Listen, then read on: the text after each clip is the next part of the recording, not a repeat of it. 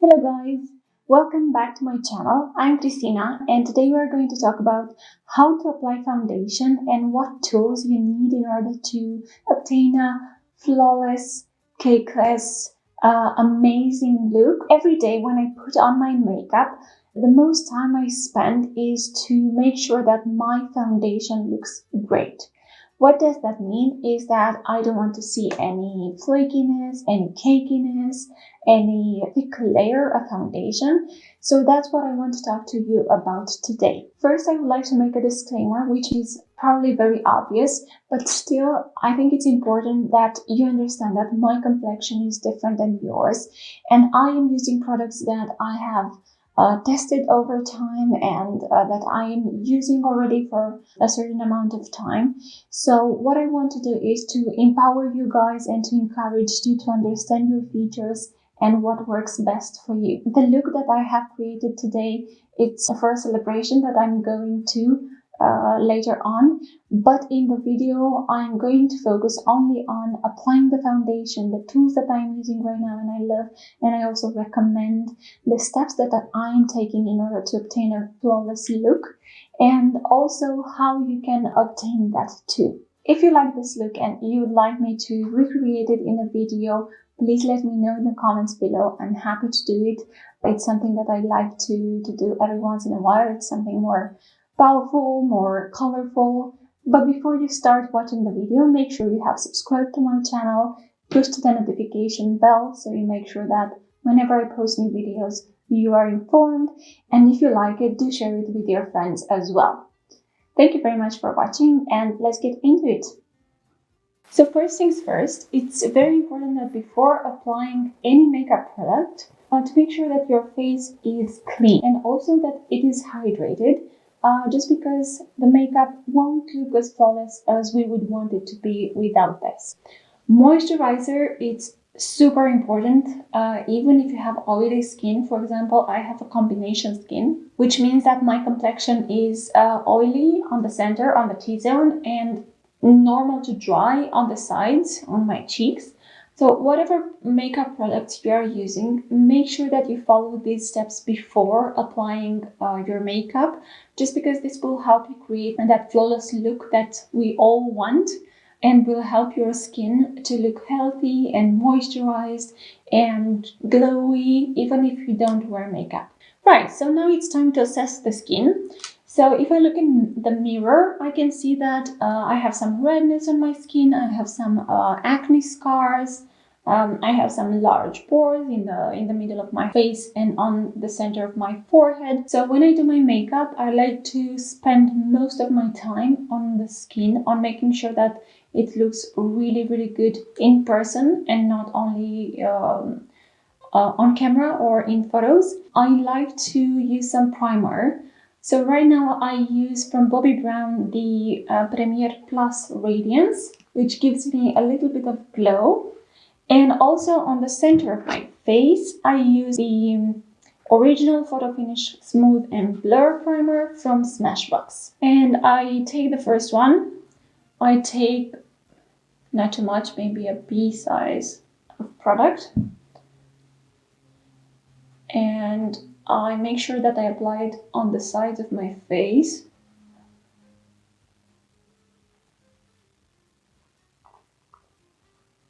On the sides, but more on the upper side of my face and a little bit on the forehead.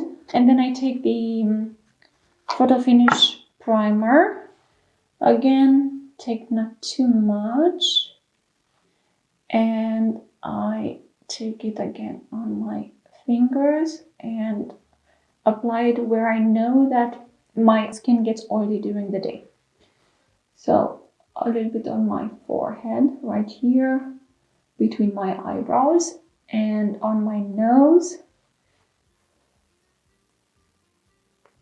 and a little bit on my chin.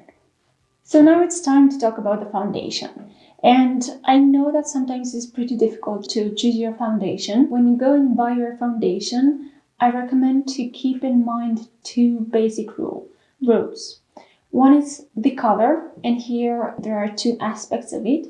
And the other one is the type of product that your skin needs. Coming back to color, I was saying that you need to think about two things, the tone and the undertone. And that is actually the most difficult part. So in terms of tone, for example, my tone is light, fair to light. There are people that have more dark skin, even fairer skin than mine. There are people that are medium to dark. So that is the tone. So the harder part is to discover your skin's undertone. All complexions are part of mainly these three undertones.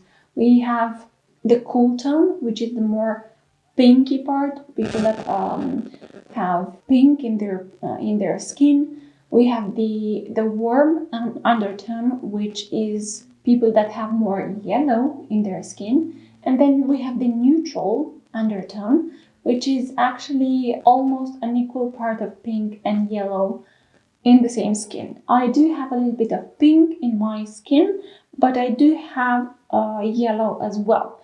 And since I am light to fair, I always go to the more lightest tone, and out of them I put 3 shades that I think are very similar to my skin, and the one that fades out, then that is most of the times the foundation that I want to buy. So in order to be easier for you to find your foundation, you need to know that on the back of any foundation, there is usually either a name of the shade or some numbers and letters. And if the foundation has letters, then you need to know that most of the time they are named with either a C, a W, or an N. These letters come from C from cool, W from warm, and N from neutral. For my case, I am considered to be a neutral. Most of the time, the foundations that I pick out have that neutral shade on the back. Or I also buy those that are named something with porcelain or light to fair or even ivory sometimes. So that's my range. But when you do look for your foundation, try to find out first what is the tone that you would need, and then go and look for the undertone, which is either cool, neutral, or warm. So the foundation that I use right now is one from Bobbi Brown. This is the Skin Longwear Weightless Foundation with SPF 15. The way I like to apply it is I usually take a pump on my hand and I take out of this quantity and I make little dots on my face. I like to distribute it as even as I can. In this period, I like to use a beauty blender, and this is already a damp one. And then I take it and I just take the foundation and I spray it all over my face with dabbing motions. I also have times when I like to use a brush instead of a beauty blender. But now, because I use the primers combined with the brush, if you're not careful, you can easily take off the product off my face. I want them to stay right there where I placed them. So what is important with applying the foundation, I would recommend you to work in thin layers, even though maybe it takes a little bit more time, but it helps you to create a flawless look and not have that cakiness on the face. It's better to start light and add a little bit at a time. So I take another pump and I put it on my nose.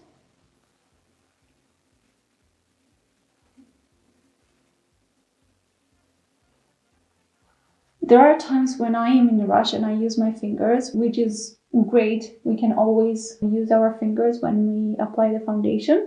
But in case you've already done that and you find that it doesn't look very good after you've used your fingers, it's good to take the beauty blender and just go over the foundation, and you'll see that everything will look much more blended after you do that. So I do recommend to buy one and try it.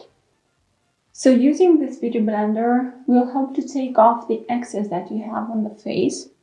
Now, when you use these kind of tools, it's very important to also know how to clean them. And I recommend that you wash it every day, because these things tend to absorb dust and bacteria. So I totally recommend that you wash it. So I do use it every day nowadays. And if I'm in a hurry and I don't have time to wash it after I have used it, I let it sit in a clean napkin. And then the next day, before I start my makeup, I always wash it. And then, since it's already dampened, I use it, do my makeup, and then continue the circle. And when it comes to layering, if I feel like I want a little bit more coverage, I do apply a second layer of foundation. Otherwise, when I have good skin, I don't do that, because I like my skin I like to see through. So it's totally up to you how you want to do it. So if you do have acne breakouts, like for example, I have this one here, it is pretty difficult to cover it up only with a foundation. But what I'm saying is that instead of putting a lot of foundation, it's better to spot conceal and build the coverage only in that region, instead of doing it all over the face or all over the cheek, the region where you have the breakout. So what I normally do when I have such a case, I do use the concealer. So for concealer, I am using my all-time favorite, the MAC Prolongwear concealer. I feel that this one is a concealer that helps me throughout the day. It doesn't crease, it looks very nice, and it brightens my under eye. So I have put a little bit of concealer here, and I am in the shade NC20. And usually what I do, I take it with my ring finger and I apply it right where I need it, and taking it a little bit lower and up towards my temples. And then I know I have put a lot right now, but again, I come back with the beauty blender and take off the excess, and also blends it very, very well into the skin, into the foundation, and gives me the brightness that I need. With what is left, I go above on my lid.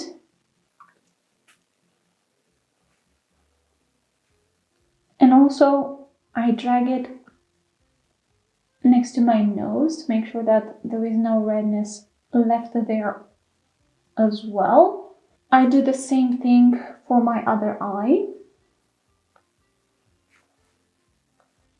Without picking more product on the beauty blender, I use what I have left on my chin, because this is a part where during the day I also get oily.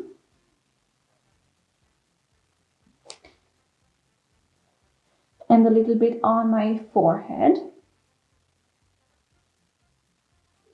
So because the scar is still visible and I want to cover it a little bit more, I'm taking a very small brush, a synthetic one, and this is a brush from Parisax, and I take a little bit more from the product and I apply it right over the visible part of the scar. Now, after you have had a breakout and you take it out, you know that that scar will be flaky in a day or two. What is very important to do for your makeup to look good is to make sure that that region is very moisturized, so that you can't see any flakes of the skin coming out, because your foundation will do that if you don't exfoliate and moisturize very well.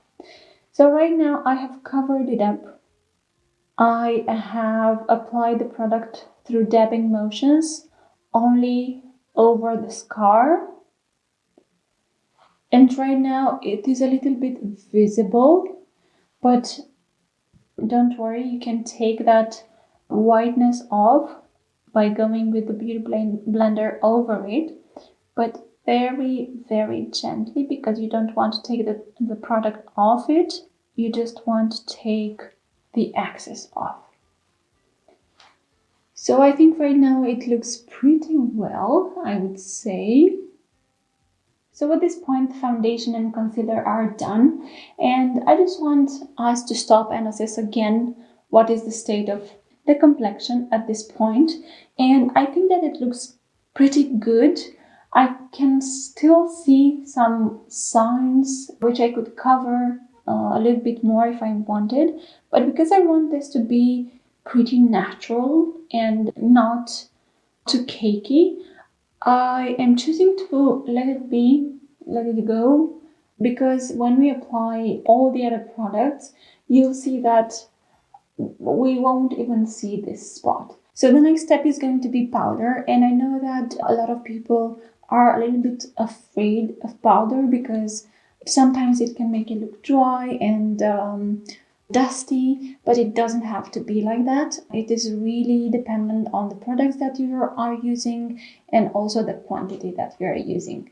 Having this combination skin throughout the day, my foundation wears off if I don't put the powder, and I also like the fact that the powder helps you set the foundation, and it helps for it not to be transferable anymore. Because I hate when I talk over the phone and when I take it off my ear and I see that the screen is full of foundation. I don't really like that. So what I'm recommending to you to do as well, unless you have a very dry skin and are very comfortable wearing your foundation without setting it, I recommend you to set it. So I am using a brush from Sigma. It is actually a brush that has been created for highlighting, but I use it for my under eye powdering and around the nose. I take a little bit of powder from here, but I always tap off the excess. And I do make sure that I look up and set again the concealer, just because I don't want to have any crease already formed, and only then apply the powder with your brush. Again, very gently. As you know, the under eye is the most delicate skin that we have on the face, so we need to be very careful with it. And then for the other eye,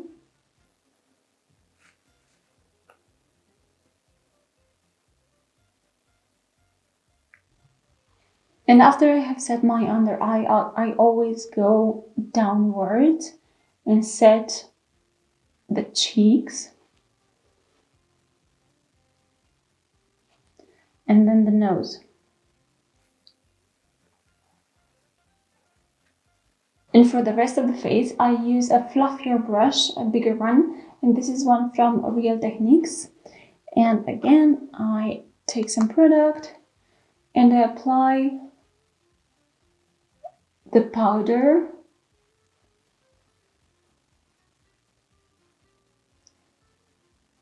using swiping and dabbing motions. And it really depends on the product that I have underneath. If it's a foundation like this one, which is, I feel it's a little bit stickier than others I have used. So it's not watery, it's not the gel formula. It is more like, I feel it's a little bit waxy. I feel like the consistency of the foundation helps it to stay on the face better than others. So next, in order to finish off the complexion makeup, I'm going to apply some bronzer and some blush and highlighter. So for bronzer, I'm going to use the Emphasize palette from MAC. And from here, I'm going to combine these two colors because I feel like this one is has a little bit of pink in it, and this one has a little bit of yellow, although it's darker. And I feel like for my complexion, this is the right combination of color. And I'm going to use a brush from Guerlain, and actually it is a very old brush. I'm just going to apply it a little bit below my cheekbone, and I'm dragging it up until when I look straight to myself. Actually, I'm going to drag it until the third part of my outer eye and blend it a little bit. And I always take it a little bit up here just because I don't want to have a very harsh line on the side of my face. Then I do the same on the other side. And then because I want for the entire face to have the same shade, I do take some more and apply it on my forehead. And then I take whatever is still left on my brush, I take it on my jawline. And I also create a shadow underneath.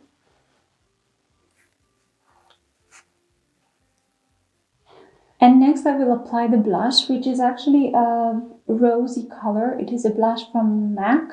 It's called Sweet Enough. And with a brush from MAC, I am applying a little bit of blush right on the apples of my cheeks. So from the apple of my cheeks, I always drag it towards my temple because I want to create that lifted look. So the same on the other cheek. So I do recommend, if you want a very natural look, to find a blush that resembles the color that your cheeks have when you naturally blush, because it will look amazing. I know that for such a long time I hated the fact that I was red when I was blushing, and I thought that I have a condition because actually not only my cheeks would blush but almost my entire face. And I remember when I was a kid, I used to say that, oh, when I will grow up, I will find a doctor and I will try to solve this because I just wanted to be pale. That's what I wanted, to be pale. Now it's just about acne and redness, but not in a very good way. So yeah, that is that. So the only thing that we still need to do to create our base in a flawless way is to apply highlighter. And I will use a very light highlighter. It is from Hourglass, the Ambient Luminous Light. And what I like about this is the fact that the highlight is very natural and very delicate. So I usually use a Real Technique brush and I take some product and I apply it right on the highest point of my cheeks up until the temples. And I like to take it a little bit lower here, but not down to the cheeks, because then I feel like it creates the illusion of oil. I also take it under my eyebrows and a little bit above.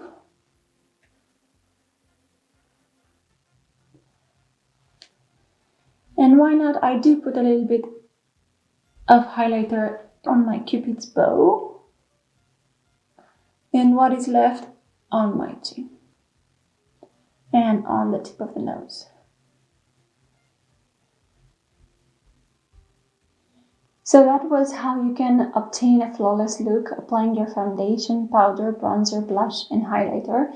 And I know I have included also this eye look, but as I said in the beginning, if you'd like to see how I have created this look, let me know and I will redo it. Thank you very much for watching. I really appreciate that you're supporting me in my new endeavor, having a YouTube channel on makeup. This is something I am dreaming for 5 years, and I'm happy that I finally started to do it. So again, I really appreciate your support. Thank you very much for watching, and I'll see you in my next video. Mwah.